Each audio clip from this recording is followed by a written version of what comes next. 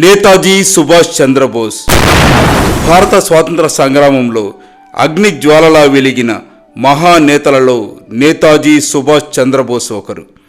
ఆయన ధైర్యం, త్యాగం, దేశభక్తి, సాహసం భారత చరిత్రలో చిరస్థాయిగా నిలిచిపోయాయి. నాకు రక్తం ఇవ్వండి, మీకు స్వాతంత్రం ఇస్తాను అనే ఆయన నినాదం కోట్లాది భారతీయులలో స్వాతంత్ర జ్వాలలను రగిలించింది.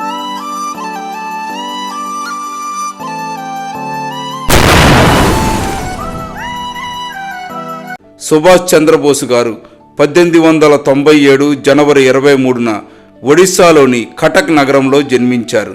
తండ్రి జానకీనాథ్ బోస్, ఆయన ప్రసిద్ధ న్యాయవాది. తల్లి ప్రభావతీదేవి. సుభాష్ చిన్ననాటి నుంచి తెలివైనవారు, క్రమశిక్షణ కలిగిన వారు. తల్లి నుంచి ఆధ్యాత్మికతను, తండ్రి నుంచి న్యాయబద్ధతను, దేశభక్తిని పొందారు. విద్యాభ్యాసం, ప్రాథమిక విద్య కటక్లో పూర్తి చేసిన సుభాష్ తరువాత ప్రెసిడెన్సీ కాలేజ్ కలకత్తాలో చేరారు. బ్రిటిష్ అధికారి చేసిన అన్యాయానికి వ్యతిరేకంగా నిరసన వ్యక్తం చేసినందుకు కాలేజీ నుంచి బహిష్కరణకు గురయ్యారు.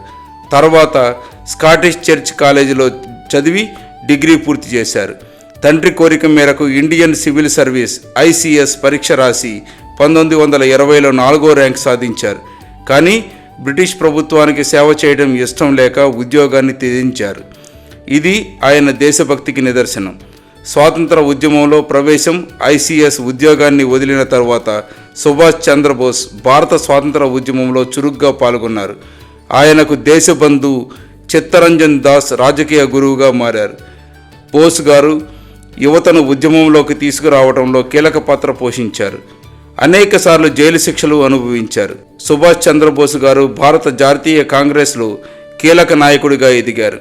1938లో హరివిపురి కాంగ్రెస్ సమావేశంలో అధ్యక్షుడిగా ఎన్నికయ్యారు. 1939లో త్రిపురి కాంగ్రెస్ సమావేశంలో మళ్ళీ అధ్యక్షుడిగా ఎన్నికయ్యారు. కానీ మహాత్మా గాంధీ గారి అహింసా విధానంతో ఆయనకి భేదాభిప్రాయాలు ఏర్పడ్డాయి. సాయుధ పోరాటమే బ్రిటిష్ పాలనను కోల్చగలదని బోస్ గట్టిగా విశ్వసించారు. ఈ కారణంగా ఆయన కాంగ్రెస్ నుంచి తప్పుకున్నారు. 1939లో సుభాష్ చంద్రబోస్ గారు ఆల్ ఇండియా ఫార్వర్డ్ బ్లాక్ అనే పార్టీని స్థాపించారు. దీని లక్ష్యం సంపూర్ణ స్వాతంత్రం సాధించడం, గృహ నిర్బంధం నుంచి పారిపోవటం. బ్రిటిష్ ప్రభుత్వం బోస్ గారిని గృహ నిర్బంధంలో ఉంచింది. 1941లో వేషం మార్చుకొని రహస్యంగా భారతదేశం విడిచి జర్మనీ చేరుకున్నారు. అక్కడ హిట్లర్ సహాయంతో ఫ్రీ ఇండియా సెంటర్ స్థాపించారు. Indian national army INA Germany తర్వాత బోస్ గారు జపాన్కి వెళ్ళి రాష్ బిహారీ బోస్ సహకారంతో Indian national army Azad Hind Fauj స్థాపించారు. 1943 అక్టోబర్ 21న ఆజాద్ హింద్ తాత్కాలిక ప్రభుత్వాన్ని ప్రకటించారు. అండమాన్ నికోబార్ దీవులకు షాహిద్ స్వరాజ్ అని పేర్లు పెట్టారు. జై హింద్ అనే నినాదాన్ని ప్రపంచానికి పరిచయం చేసిన వారు నేతాజీ సుభాష్ చంద్రబోస్.